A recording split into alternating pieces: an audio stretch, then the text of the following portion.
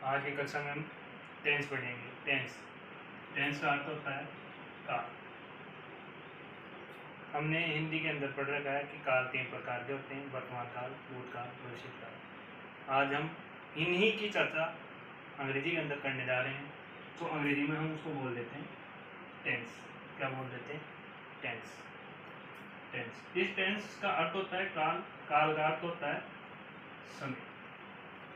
अब इस समय को हमने हिंदी में डिवाइड कर रखा है वर्तमान काल, भूतकाल, भविष्य काल के रूप में। तो इंग्लिश में हमने इसको डिवाइड कर दिया present tense, past tense, future tense. तो टेंस हो गए 3 प्रकार के। कितने प्रकार के हो गए? 3 प्रकार के। तो टेंस 3 प्रकार के होते हैं: present tense, past tense, future tense. Present tense का अर्थ होता है वर्तमान काल, जिसकी पहचान होती है ऐसे जो कि अभी चल रहा है। जैसे राम पुस्तक पढ़ता, ये वर्तमान काल का उदाहरण। उसके बाद में हम देखते हैं पास्ट टेंस। पास्ट टेंस का अर्थ होता है हिंदी में भूतकाल, जिसकी पहचान होती है ऐसे था। जैसे राम पुस्तक पढ़ता था, जो बीत चुका है वो भूतकाल में आता है, जो अभी चल रहा है वो वर्तमान काल में आता है।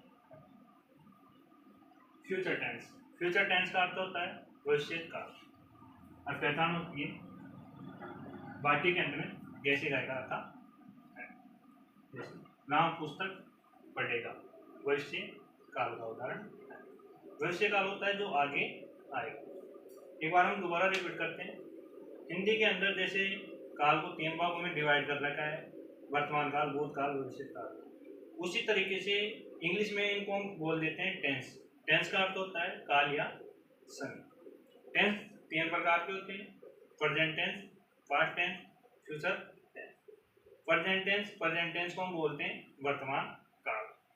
वर्तमान काल की पहचान होती है कि वाक्य के अंत में ऐसे हल्का आता है। जैसे राम पुस्तक पढ़ता है, सीता गाना गाती है, गाय दूध देती है। पास्ट टेंस का अर्थ होता है भूतकाल जो बीत चुका है और वाक्य के अंत में जैसे तन का मिलता है। जैसे राम पुस्तक पढ़ता था। फ्यूचर टेंस भविष्य का जो आगे आने वाला है। जैसे राम पुस्तक पढ़ेगा, जो आगे आएगा, जिसका किसी को कुछ अनुमान नहीं, क्या होगा, कैसे होगा, मात्र कल्पना की जाती है। तो उस तरह से अब आपको टेंस कितने प्रकार के हो गए? 3 प्रकार के: present tense, past tense, future tense. कितने प्रकार के हो गए? 3 प्रकार के। आपको इतना ध्यान रखना है। आगे की क्लास के लिए आप अपने दोस्तों के साथ वीडियो को शेयर करें, लाइक करें और सब्सक्राइब करें हमारे चैनल को। आपको इसी तरीके से इंग्लिश के अंदर रोज आपको मैटर मिल जाएगा। धन्यवाद।